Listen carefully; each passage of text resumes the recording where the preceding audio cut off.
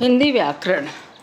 बहुत सारे बच्चों की डिमांड थी कि मैम आप कामता प्रसाद गुरुजी की हिंदी व्याकरण करवाइए। तो एक बात कहना चाहूँगी मैं आपसे कि कामता प्रसाद जी को अगर किसी ने पहले से पढ़ रखा है तो अच्छे से समझ में आ जाएगा, और नहीं तो इसमें कामता प्रसाद जी के साथ साथ बहुत इजी मेथड से बताया गया है। तो शुरू करते हैं, आशा करती हूँ समझ में आ जाएगी। देखिए, सबसे पहले आपको व्यवहारिक तौर पर इसका ज्ञान होना चाहिए। हिंदी निदेशालय 1968 दिल्ली के अनुसार एनसीईआरटी बोर्ड ने जो स्वरों की संख्या, स्वरों की मात्रा, मूल व्यंजनों की संख्या, संयुक्त व्यंजनों की संख्या, ये सब कुछ हम पढ़ेंगे। तो स्वरों की संख्या बताई है 11। जो ऑथेंटिक चीज़ है वही मैं बताने जा रही हूँ और इससे बाहर कुछ भी नहीं आएगा। स्वरों की संख्या है 11 और स्वरों की मात्रा है 10। जी हाँ, मात्रा है 10। अब इसमें है एक कौन सी नहीं है वो आगे पढ़ते पढ़ते हम आपको बता देंगे। मूल व्यंजनों की संख्या है 33 और संयुक्त व्यंजनों की संख्या है 3। ये सारा सब कुछ हम धीरे धीरे डिटेल में पढ़ेंगे और एक एक चीज़ क्लियर करते हुए आगे बढ़ेंगे। इसका मतलब कुल व्यंजनों की संख्या हो गई 36। केवल यहाँ व्यंजनों की बता रही हूँ मैं। और हिंदी में मूल वर्णों की संख्या है 44। क से है तक और छ त्र ज्ञ, ये 3। क से है तक तो 33 व्यंजन हो गए और छ त्र ज्ञ जो संयुक्त व्यंजन है वह 3 है। इस प्रकार ये हो गए 36। कामता प्रसाद जी ने तो वर्णों की संख्या 43 ही बताई है। हाँ, कामता प्रसाद जी ने व्यंजन और स्वर इनको मिलाकर 43 बताए हैं और हिंदी निदेशालय ने 44 वर्ण बताए हैं। व्यंजन 33 और स्वर 11 मिलकर हो गए 44। अब यहाँ देखिए आप 4-5 प्रश्न, अगर कोई सेकंड ग्रेड की तैयारी कर रहा है, फर्स्ट ग्रेड है, नेट है, तो उनके लिए भी है ये। कुल मूल वर्णों की संख्या 47। ध्यान देना, कुल मूल वर्णों की संख्या 47। हिंदी में नवीन ध्वनियाँ हैं 5। अच्छा, ये मूल वर्ण कौन कौन से हैं? देखिए, ये 3 तो संयुक्त वर्ण हो गए और कुल वर्ण हो गए 44। इस प्रकार कुल मूल वर्ण हो गए 47 वर्ण, जिसमें व्यंजन भी शामिल होते हैं और स्वर भी शामिल होते हैं। कामता प्रसाद जी ने तो इन वर्णों को चिन्ह कहा है। नोट करें इस बात को कि जो व्यंजनों की जो ध्वनियाँ हैं और वर्णों को कामता प्रसाद जी ने चिन्ह बताया है। चिन्ह तो यही एक तरह से ध्वनियाँ हैं, ये स्वर आदि में मात्राएं जो लगती है उनको चिन्ह बताया है। तो कुल मूल वर्णों की संख्या हो गई 47, जिसमें से 3 संयुक्त वर्ण और कुल वर्ण हो गए 44। इस प्रकार से 47 हो गए। अब यहाँ देखिए, हिंदी में नवीन ध्वनियाँ कितनी हैं? 5। 5 कौन कौन सी हैं? उच्छिप्त, यानी जिनको ताड़न जात भी कहते हैं। कौन कौन से? एक तो बिंदी वाला ड और एक बिंदी वाला ढ, और 2 अयोगवा है, अह, अंग और अह, और एक है मिश्रित। मिश्रित श्र, श्रम में जो लिखा हुआ आता है श्र, वो है। यहाँ देखिए, मैं थोड़ा जूम करके दिखा रही हूँ। ये हो गई 5। ये हो गई आगत ध्वनियाँ, उच्छिप्त, अयोगवाह और एक मिश्रित श्र। ठीक है, ये मिश्रित है, ये संयुक्त नहीं है। ये जो श्र है ये मिश्रित है, ये संयुक्त नहीं है, ये ध्यान रखें। तो इस प्रकार वापस देखिए, जो 47 ऊपर मैंने कुल मूल वर्ण बताए थे, उसमें अगर ये 5 नवीन ध्वनियाँ या आगत ध्वनियाँ काउंट कर दे तो कितने हो जाएंगे? 52। अब आप कहेंगे मैडम आप तो 43, पहले 33, फिर 44, फिर 47 और अब 52 पे आ गए। बिल्कुल, अगर आप डेप्थ में पढ़ेंगे तो देखो, जहाँ जहाँ मैंने स्टार लगाए हैं उनको आप एक बार ध्यान से देखना। कुल वर्णों की संख्या कितनी है? 52। अगर सिंपल सा पूछे कि कुल वर्णों की संख्या कितनी है? 52। ऊपर देखिए 7 नंबर पर, यहाँ पर कुल मूल वर्णों की संख्या कितनी है, तो 47। इस चीज़ का ध्यान रखना, अगर मूल वर्ण पूछ ले तो 47 और कुल वर्ण पूछ ले तो 52। फिर नंबर 10 पे देखिए, हिंदी में ग्रहित ध्वनियाँ कितनी हैं, 6 है ग्रहित ध्वनियाँ। जैसे आ, डॉक्टर वाला आ है। फिर ये जो क ख ग ज फ लिखे हुए हैं ना, इनके नीचे छोटी छोटी बिंदियाँ लिखी हुई आप देखिए, ये है नफ़ा बोलते हैं इनको।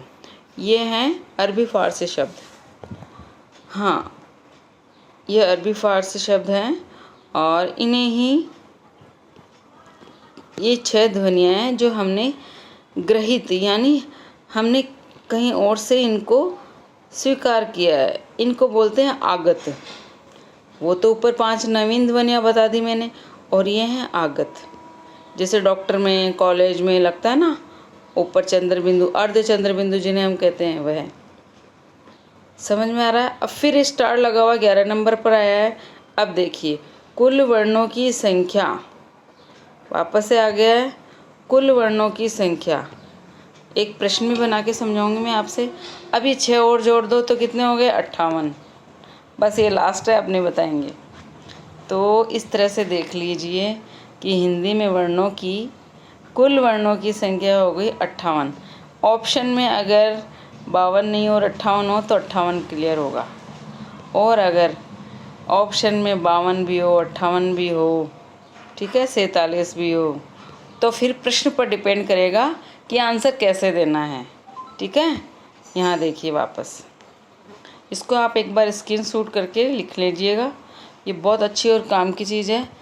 एक स्टूडेंट ने कई सारे मैसेज करे थे कि मैडम आप वर्णमाला पढ़ाएं, तो अगर किसी का भला हो रहा हो, किसी को अच्छा मैटर प्रोवाइड हो रहा हो और किसी के काम में आ रहा हो तो मुझे खुशी होगी। अब देखिए, हिंदी में नवीन ध्वनियाँ कितनी हैं, मैंने प्रश्न बना दिए, यहाँ देखिए 5। हिंदी में नवीन ध्वनियाँ कितनी हैं, 5। कौन कौन सी, अयोगवा है 2, तो 2 उच्चित हैं और एक मिश्रित। श और र मिलकर श्रेय बनता है, श्रम वाला श्रेय। ये मिश्रित में जो बीच में श है ना, यही है एक। तो कितनी हो गई, 5। हिंदी में आगत ग्रहित ध्वनियाँ कितनी हैं, 6। कौन कौन सी, डॉक्टर वाला आ और क ख ज फ। जी हाँ, और इनको क्या बोलते हैं, ये ध्वनियाँ अंग्रेजी से आई है। ये जो डॉक्टर वाली ध्वनियाँ है ना, जैसे कॉलेज, डॉक्टर, इसमें लिखा होता है आद्य चंद्र बिल्कुल के, इनके जनक कौन है, भोलानाथ तिवारी। जैसे कामता प्रसाद व्याकरण के जनक है, व्याकरण के, जी हाँ, कामता प्रसाद जी जिस प्रकार व्याकरण के हैं, वैसे ही हिंदी में, हिंदी के जो हैं मोस्ट जनक कहे जाते हैं भोलानाथ तिवारी, उन्होंने बताया ये। अब ये जो क ख ज फ है, ये अरबी फ़ारसी भी है। ठीक है, अब ये जो डॉक्टर वाला आ तो लेके आए हैं भोलानाथ तिवारी, सुन लीजिए। और अरबी फ़ारसी के जनक कौन कहे जाते हैं, शिव प्रसाद सितारे हिंद। हिंदी में आपको जब भाषा लिपि पढ़ेंगे, हिंदी में एक बीए के सिलेबस में है ये, भाषा और लिपि, भाषा विचार वाले सब टॉपिक में है, एक पेपर होगा उसका अलग से, उसमें इनके आते हैं। तो कौन कौन से स्वर कहाँ से लिए गए हैं, कौन किसके जनक हैं, किसने किस में सुधार किया हिंदी वर्णमाला में, देवनागरी लिपि में, तो वहाँ पर है ये सारा मैटर। तो इतना समझ में आ गया होगा आपको। वापस से एक बार सरसरी तौर पर आप देख ले इसको। हिंदी के जनक, हिंदी व्याकरण के जनक कामता प्रसाद जी, और आगत स्वर है जो हिंदी में जो आगत है, ये 5 अरबी फ़ारसी के जनक शिव प्रसाद सितारे हिंद, और जो डॉक्टर वाला आ है उसके जनक है भोलेनाथ तिवारी। अब नेक्स्ट देखते हैं, स्वरों का उच्चारण स्थान। ये थोड़ा मोटा मोटा मैं बता देती हूँ, फिर एक एक चीज़ को डेप्थ में पढ़ेंगे। स्वरों का उच्चारण स्थान, कंठ्य, तालव्य, मूर्धन्य, औष्ठ्य, कंठ तालव्य, कंठोष्ठ। जी हाँ, अब देखिए जो स्वर, अच्छा मैंने आपको जो क ख ग वर्ण हैं वो भी आगे दे रखे हैं, और जो सारे स्वर हैं वो भी आगे हैं। थोड़ा सा यहाँ देख लेते हैं, अभी आपका लेवल इतना तो है कि आप इन चीज़ों को भी समझ सकें। तो उच्चारण स्थान स्वरों का 6 जगह से है। कंठ, तालव्य, मूर्धन्य, औष्ठ्य, कंठ तालव्य और कंठोष्ठ। जी हाँ, ये 6 है उच्चारण स्थान, और इनकी एक ट्रिक भी मैंने बता रखी है ऊपर, तो आप देख लीजिए। कत्ता मुँह है और कत्ता होठ, ठीक है। कत्ता मुँह और कत्ता होठ। मारवाड़ी में कहते हैं ना कितने मुंह और कितने होठ, तो 2 तो होठ होते हैं, मुंह तो कितने हो जाते हैं, लेकिन उन सब मुंहों के कितने होठ होते हैं, 2 ही होठ होते हैं। अब देखिए कंठे, कंठे में 2 है, ए और आ। यहाँ बात स्वरों की हो रही है तो ध्यान रखिए थोड़ा। कंठे में क्या है, ए और आ, और तालव्य में ई और ई, ठीक है, ई और ई। यहाँ एक थोड़ा सा अंदर मैंने डुप्लीकेट ए और आई भी कर रखा है, ए आई। अभी बताऊंगी इसका मैंने क्यों कर रखा है, आगे देखिए। मूर्धन्य में तो री आएगा, ए क्या आएगा। अच्छा, सारे कितने होंगे कुल मिलाकर, ये 2 4 1 5 6 7 8 9 10 11, पूरे के पूरे स्वर आ गए ना 11। तो पूरे के पूरे 11 स्वर आ गए, और 11 स्वरों का हमने वर्गीकरण कर दिया है। ओष्ठ में कितने हैं, 2। ओष्ठ में कितने हैं, 2। ऊ और ऊ, ऊ और ऊ, बड़ा ऊ। ओ औ डुप्लीकेट है यहाँ पे, ठीक है। ये डुप्लीकेट क्यों लिखा है वो आगे एक प्रश्न बना के समझाया मैंने, बताऊंगी अभी। कंठ तालव्य 2 हैं, ए आई, और कंठोष्ठ ओ औ। आ गया ना ये, कंठ तालव्य और कंठोष्ठ। अब देखना, कंठ तालव्य मूर्धन्य औष्ठ्य, ये तो हो गए। अब कंठ तालव्य दे दिया और कंठ औष्ठ दे दिया। अब नोट करके मैंने आपको यहाँ बताना चाहूँगी कि कंठ तालव्य कंठोष्ठ ध्वनियों को विद्वानों ने विशेष ध्वनि का दर्जा दिया है। क्या दर्जा दिया है, विशेष ध्वनि का दर्जा दिया है। कंठ तालव्य और कंठोष्ठ को विद्वानों ने विशेष ध्वनि का दर्जा दिया है, और इन दोनों ध्वनियों को क्रमशः तालव्य औष्ठ्य ध्वनि से प्राथमिकता दी है। अगर प्रश्न में कंठोष्ठ तालव्य और कंठोष्ठ आ जाए तो आपको ए आई करना है, कंठ तालव्य में ए आई और कंठोष्ठ में ओ औ करना है। और केवल अगर तालव्य पूछे तो ई और औष्ठ्य पूछे तो ऊ करना है। बिल्कुल ये फंसाने वाला क्वेश्चन है, थोड़ा ध्यान रखिए। आप इसको नोट कर लिया आपने नोट। कत्ता मुँह और कत्ता होठ, ये लिख लेना आप। अब देखिए व्यंजनों का उच्चारण स्थान 8 तरह से है। अब इसकी भी एक ट्रिक मैंने बता दी है। कत्ता में देव देवता, और ये कितने के कितने हैं, ये पूरे व्यंजन आप देखना, पूरे के पूरे व्यंजन आपके आ जाएंगे यहाँ पे। अब देखिए ये उच्चारण स्थान 6 प्रकार से है, ठीक है। 6 व्यंजन कौन कौन से आएंगे, देखिए। व्यंजनों का जो उच्चारण स्थान के साथ साथ मैंने एक यहाँ पर सारणी बना दी है आपके इजी के लिए। कंठे, कंठे में कौन से आएंगे, क वर्ग आ जाएगा पूरा का पूरा, यानी क वर्ग में कितने आते हैं, क ख ग घ ड़ 5, ठीक है, 5 आ गए। और फिर एक आ गया है जो काकल्य है, अलिजीवा बोलते हैं, और एक आ गया विसर्ग जिसको बोलते हैं अयोगवा है। ये तो हो गए 6। और तालव्य में कौन से आ गए, च वर्ग। च वर्ग में पूरे 5, च छ ज और झ और ये, और एक अंतस्थ ये, और उसमें से श कौन सा, शक्कर वाला, हाँ इसको उसमें से बोलते हैं। एक होता है दंतस्य, एक होता है मूर्धन्यस्य, और एक होता है तालविषय, तो ये तालविषय बोलते हैं इसको। ये 7 हो गए पूरे, आप इनको काउंट करते गए जाना, ऊपर 6 आ गए, नीचे 7 आ गए। अब देखिए मूर्धन्य, मूर्धन्य में केवल री आता है, ट वर्ग पूरे के पूरे 5, ट ठ ड ढ, और एक र आता है, मूर्धन्य र, और एक कौन सा आ गया, ये मूर्धन्य श, इसीलिए इनको मूर्धन्य श बोला जाता है।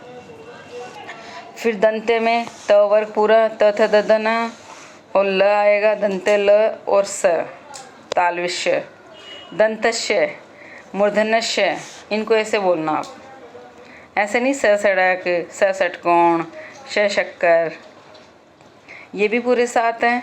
फिर आ गए ओष्टे आपके, ओष्टे में आ गया प वर्ग पूरा प फ ब भ म और एक व आ गया, ये 6 हो गए। दंतोष्टे, दंतोष्टे, दंतोष्टे व और फ, ये विशेष है, यहाँ मैंने स्टार लगाया है। देखिए दंत, एक तो दंते, दंतोष्ट, दंतोष्ट में ओष्ट में आता है व भी और दंतोष्ट में फ। देखिए ऊपर देखिए ओष्ट में प फ, प वर्ग में फ आएगा तो द, दंत और ओष्ट दोनों का मिला के दंतोष्ट बन रहा है। जैसे ऊपर कंठ तालव्य कंठोष्ट बना था, वैसे ही ये विशेष है। यहाँ पे कुछ प्रश्न से समझा दूंगी आगे। वृत्तस्य, ल स ज न, ठीक है, आप इसको लसन करके भी याद रख सकते हैं, इसमें चारों के चारों आएंगे ये वृत्तस्य। और एक होता है तालुवृत्तस्य, य और श, ये आगे थोड़ा डेप्थ से समझाया है। अब यहाँ देखिए नंबर 1 से 6 तक क्रम संख्या संस्कृत से ली गई है, जो कि सर्वमान्य है, ठीक है। 5 और 6 में व ध्वनि कॉमन है, इसलिए क्रम संख्या 6 को प्राथमिकता देनी है। आया समझ में? ये ऊपर के ऊपर तो संस्कृत से ली गई है, बाकी 5 और 6 में क्या कहा गया है, व ध्वनि कॉमन है, ठीक है, और इसलिए 6 को प्राथमिकता देनी है। तो दंतोष्ट अगर पूछा जाए तो दंतोष्ट में व और फ आएंगे। क्लियर? एक बार आप इसका स्क्रीनशॉट ले लें अच्छे से। ये देखिए,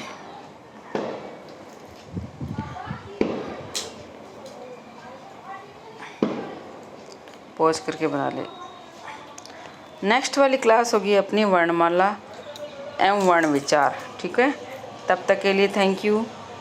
और बहुत इजी से समझाया जाएगा, बहुत अच्छे से ये सारी चीज़ें बताऊंगी आपको। वर्णमाला में क्या आएगा, वैज्ञानिकता की दृष्टि से क्या है, वैज्ञानिक दृष्टिकोण क्या है। फिर शुरू होगी अपनी वर्णमाला। ये देखिए वर्णों की माला, स्वर, व्यंजन, सारे के सारे आपको वर्णों का उच्चारण स्थान, ठीक है, ये सारी चीज़ें बताएंगे। तब तक के लिए धन्यवाद, थैंक यू।